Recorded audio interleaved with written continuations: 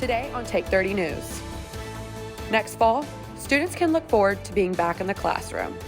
Find out how the university plans to safely increase class sizes. A campaign on campus is putting a spotlight on students who are ready to get the vaccine.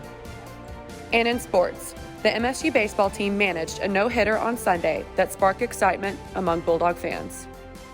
All that and more coming up soon. Your Take 30 News starts now.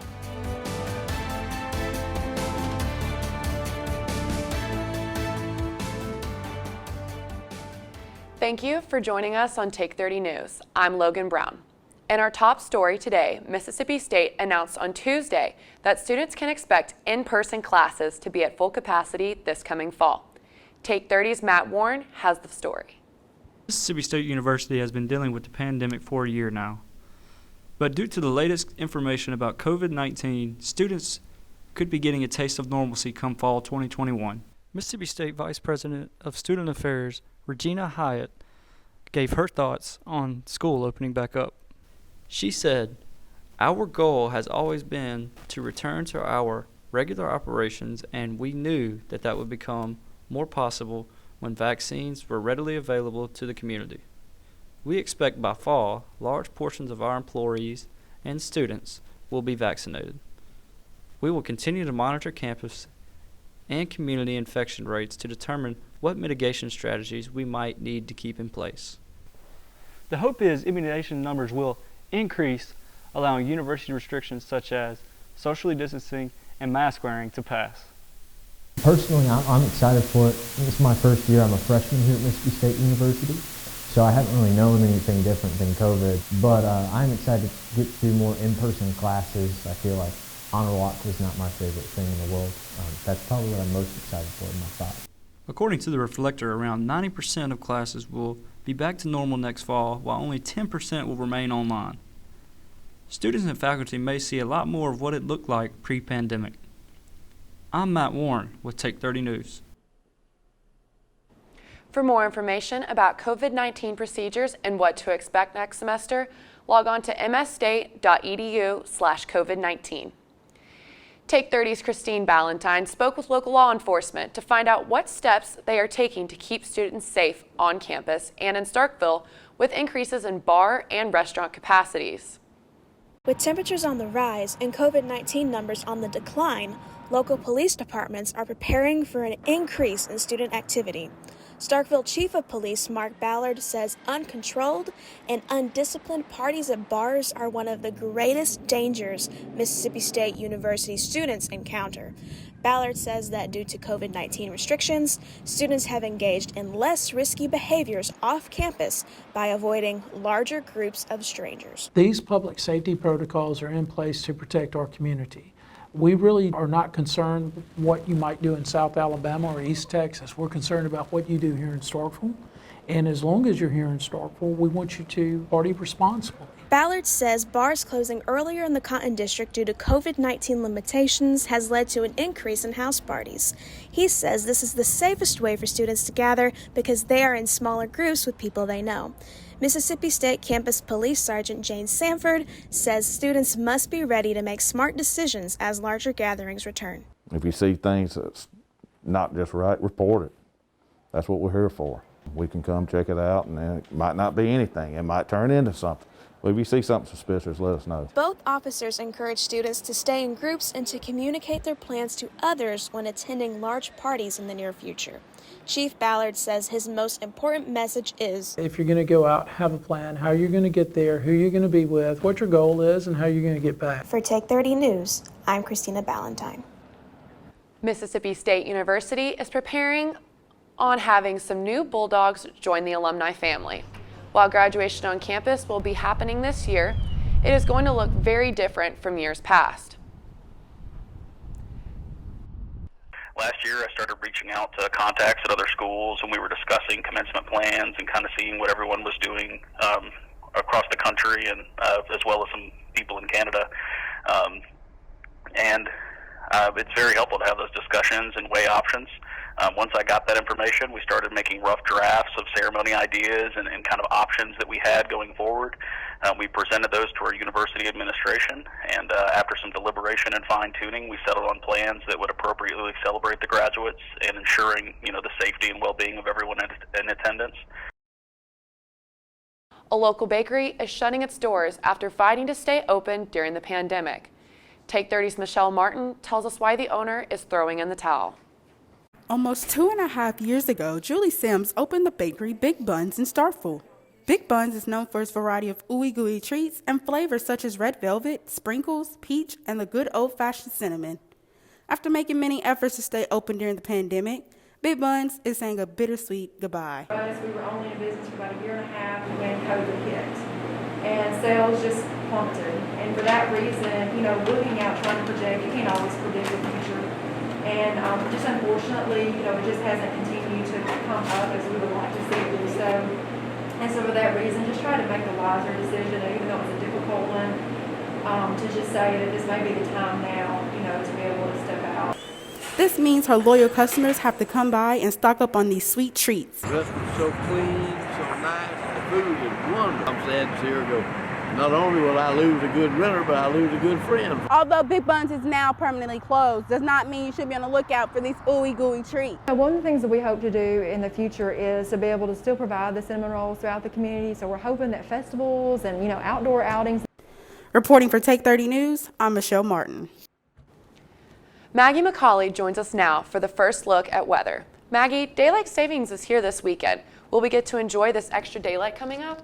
Yeah, so daylight savings time is here again. Make sure to set your clocks forward an hour on Sunday. And those warmer temperatures are here to stay, so make sure to get out and enjoy that extra hour of sunlight. Thank you, Maggye.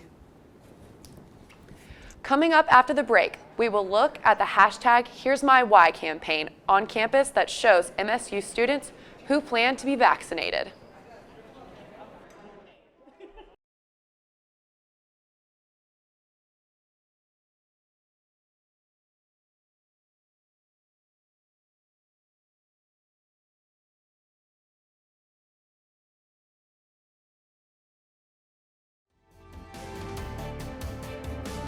Self-driving cars are the wave of the future. At Mississippi State University, we're blazing trails for autonomous transportation that extend far beyond those the industry is traveling.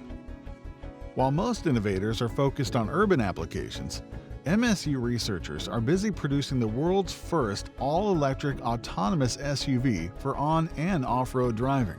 And the approach is so forward-thinking that it's being recognized internationally as a halo project for the automotive industry, providing a potential global impact that's mind-boggling.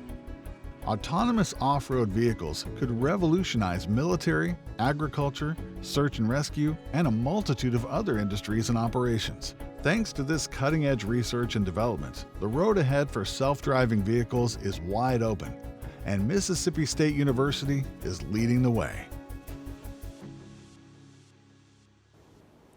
What's your why? After the announcement of FDA approved vaccines for COVID-19, MSU started the hashtag Here's My Why campaign on their social media. It shows the many reasons people intend to get the vaccine. Take 30's Majesty Henry has more on the story.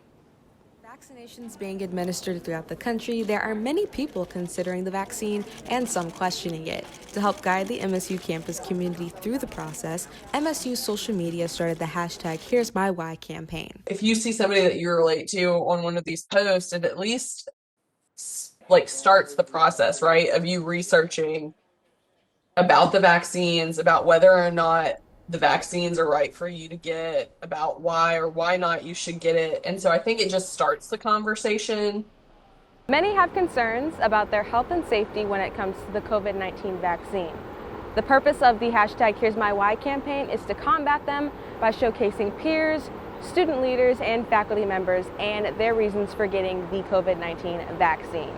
I hope it encourages them to get vaccinated just because of, like I said, the fear of not knowing what's in the vaccine, like what'll happen if you get like a rare side effect or something.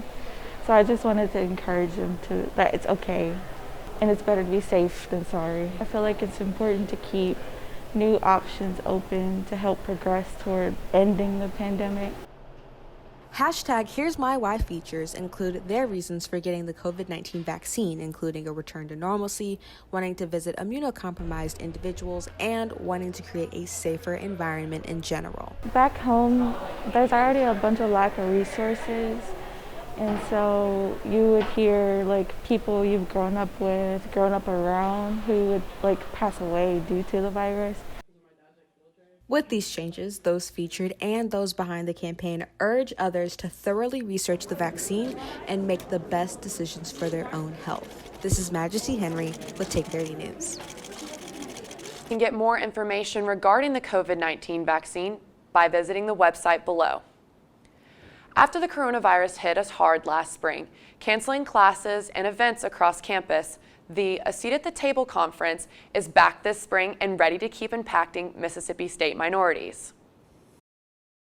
This past Saturday, the Mississippi State University Student Association hosted their annual A Seat at the Table event, a conference specifically geared towards minority groups on campus who are looking to navigate and excel both in the college and professional worlds. So A Seat at the Table conference was basically designed for minority students on campus to learn how to thrive in a professional world. So we have a lot of different sessions. We wanted to have this event at the end of February because of course it's Black History Month, but the whole snowstorm happened, so we're having it today from 10 to 2 in McCallie. The event included several different informational sessions, including seminars on personal branding, LGBTQ+ allyship, and enduring the COVID-19 pandemic as a minority, as well as an opportunity for students to get professional headshots taken. I learned a lot about personal branding. Just being who you are is your brand. So just put my best foot forward when wanting to get into entrepreneurship and just, always represent myself in a way that I want others to see me and being my own personal brand. I'm currently standing in the atrium of McCallie Hall, which is where the A Seat at the Table event takes place. This event was started by 2018-2019 Student Body President Maya Emerson and Deputy Chief of Staff for that year, Dee Stegall, as a way to give minority students a valuable resource that might be hard to find elsewhere. It's just too good of an opportunity to pass up on. There's so many people who are just willing to help minorities and who are willing to give opportunities to us. I definitely recommend people to keep coming to things like this because it helps you to develop as a good professional, especially being a minority. We're not called minorities for a reason. We do have a lot of disadvantages, but coming to sessions and conferences like this can help you and equip you for the professional world, how to be ready for that after college. Reporting for Take 30 News, I'm Floridito. If all goes according to plan, the next conference will be held in spring of 2022. Should college athletes be allowed to have endorsements and sponsorships based on their performance? In recent years, student athletes have been fighting to get the name, image, and likeness laws passed by Congress. Name, image, and likeness would give college athletes the ability to maintain amateur status but allow for obtaining sponsorships and advertisements promoting who they are as a college athlete and based on their reputation. The bill has caused a lot of controversy between college athletes and institutions. Student athlete Burgundy Walters thinks this could be a positive for college athletes. I think that's fine. If a student athlete has made themselves valuable enough that a company wants to use them for that purpose, then I don't see anything wrong with it. Florida and California will be the first states to pass the law, and it goes into effect July 1st of 2021. This will be an ongoing story as more states continue to vote on this bill. The weather's been pretty nice lately. What can we expect for this weekend of baseball? Yeah, this weather has been really nice today, and that trend's going to continue into the day on Saturday. High temperatures in the upper 70s, but Sunday's going to be a bit of a different story. I'll have more coming up on that after the break.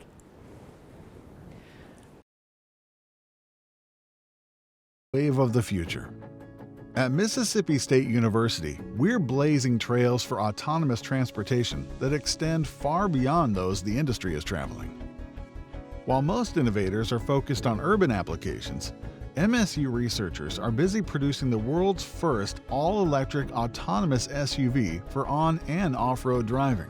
And the approach is so forward-thinking that it's being recognized internationally as a halo project for the automotive industry, providing a potential global impact that's mind-boggling. Autonomous off-road vehicles could revolutionize military, agriculture, search and rescue, and a multitude of other industries and operations. Thanks to this cutting-edge research and development, the road ahead for self-driving vehicles is wide open, and Mississippi State University is leading the way.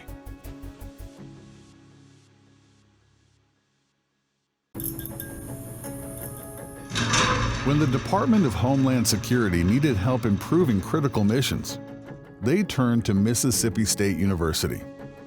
As one of our nation's foremost aerospace technology hubs, MSU is advancing the capabilities of unmanned aircraft systems in groundbreaking ways. Demonstration scenarios include disaster relief, border protection, search and rescue, and hazardous situation response. For each mission scenario, MSU's flight demonstrations confirm which combinations of aircraft and sensors will do the very best job possible with today's technology. It's a partnership that gets to the heart of what Mississippi State seeks to do with all of its UAS missions, leveraging the capabilities of unmanned systems to protect, improve, and save lives.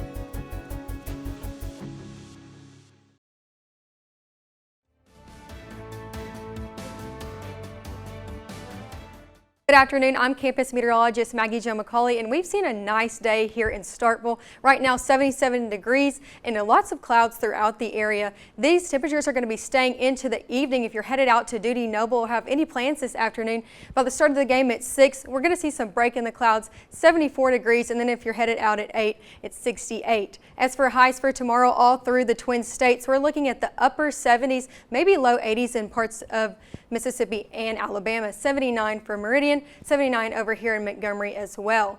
As for the rest of your weekend, upper 70s, low 80s, 81 and mostly cloudy for your day on Saturday, and then 80 for your day on Sunday as those clouds start to build in. If you have anything to do this weekend, it's going to be a nice weekend to do it. Nice to go outside. We are looking at these storms rolling in, though, Sunday night into the early days of Monday. We have two systems out to our west, this low pressure system, but that's going to be moving off to our north, and the second one is what's going to be impacting our area. As we see this move through the day, this is Monday at 2 a.m., that's really going to be these storms moving through.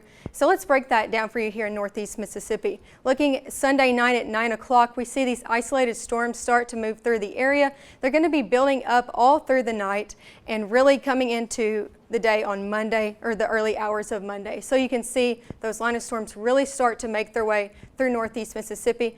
Looking at a more low resolution model for the rest of it, we see these heavier impacts really to the south of us, but making its way through. These storms could cause some severe things of thunder and wind. We'll just track that out later. Monday at 10 a.m., if you're headed off to class, make sure to bring that umbrella and that rain jacket, but it should be moving through really towards the early hours of Monday. So as I said, we could see some severe risk of weather. Really the impacts are going to be heavy rain and fast wind gusts, and it's all going to be in the early hours of Monday, so you shouldn't be impacted that much. As for the rest of the week, 81 on Saturday, 80 on Sunday. Make sure to spring your clock forward, and then 78 for Monday. Our next chance of rain will be 75 on Wednesday, and will be in the upper 70s. As for the rest of the week into the early days of next week, we're seeing temperatures drop up, 75 for Wednesday, then lower back down for the early days of Friday. Coming up after this, we'll be having sports right after the break.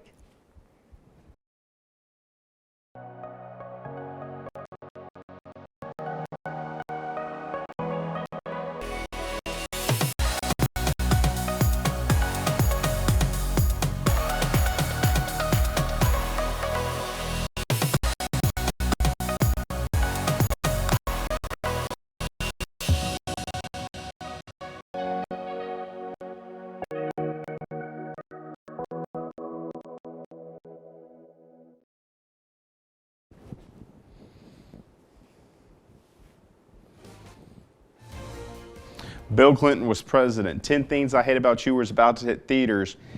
and Y2K hysteria was sweeping the world. That's what happened the last time Mississippi State threw a no-hitter until this Sunday. The combined no-hitter this past weekend against Kent State included 6 stellar innings by freshman Jackson Frisco, and then was closed out by Landon Sims, Mickey Tepper, and Cam Toller getting the last 9 outs. The Bulldogs offense also played a big role in the game, with Cameron James continuing his strong start to the season, going 3 for 4 with 5 RBIs on the day. But the story was the pitching and defense for MSU, as the 4 pitchers combined for 13 strikeouts, and Cam Toller was brought on with the final out still remaining between them and history. And the ball looks like it was going to drop, and then this great play by Lane Forsythe made the last out of the game, securing history here in Starkville. Here's what head coach Chris Lemonis had to say about his team. Tip your hat to all our pitchers today, and we made 3 amazing plays on defense to keep that no-hitter intact. Drew McGowan, the one I don't know if everybody notices, the one by Brandon Pimentel that hits the bag and shoots the other direction. 9 times out of 10, that's a double. And then Lane Forsythe makes a great play there at the end. So it was a fun day at the ballpark. The Diamond Dogs continued their strong pitching performances, posting back-to-back shutouts in their 2 midweek games, with a 10-0 victory over Grambling State on Tuesday and 4-0 on Wednesday against Louisiana. The second-ranked Bulldogs will try to continue their shutout streak this weekend in a 3-game set against visiting Eastern Michigan. After falling in their regular season finale at Auburn, Mississippi State entered the 2021 SEC tournament as the 9th seed, facing a team they had not defeated since 2009 in Kentucky. Needing to win 4 games in 4 days to have any hopes of making the NCAA tournament, which starts next week, the Bulldogs got off to a fast start Thursday in their first game, leading the Wildcats 44-30 at the break, thanks to a terrific inside game on offense to start. The Bulldogs extended the lead to 15 and stayed in control for most of the second half until Kentucky, who did not go away quietly, came roaring back, taking a 5-point lead with under 3 minutes to go. That's when Iverson Molinar took over, hitting back-to-back threes to give the Bulldogs the lead back.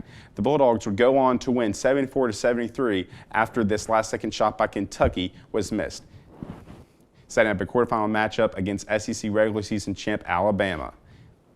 And as you most probably know by now, MSU fell to State of Alabama 85-48, ending the Bulldogs season as they finished with a record of 15-14. MSU softball is in the midst of a hot streak themselves, winning 7 straight games, including going 5-0 in the Bulldog Invitational last weekend. The final 2 games of the tournament were highlighted by walk-off home runs in back-to-back games by Fali Lua. The Bulldogs followed the strong weekend by winning both their midweek games against Alabama State on the road Tuesday and at home against Memphis on Wednesday. The Lady Bulldogs will look to keep the hot streak going as they open SEC play on the road against rival Ole Miss. The recent win streak has also helped the Lady Bulldogs climb back into the rankings, ranking 23rd in the recent poll. History for MSU women's volleyball team as they was made over the weekend in a losing effort against Tennessee. For the first time ever, Mississippi State did not lose in straight sets to the Volunteers. They lost in 4 games in the first match, and then being swept in match 2. The team is off for the next until the end of the month, when they will play Missouri in a 2-day series, March 24th and 25th. Coming up after the break, Ethan Eargle updates us on politics, the royal family drama, and more. Meeting the challenges of a changing world. It's a responsibility we take seriously at Mississippi State University. Today, our outstanding faculty are on the job with a passion that places them among the best in the business. We're launching new classroom models, investing in world-changing research, and providing a college experience that's second to none. Though things may look different, our sights have never been higher.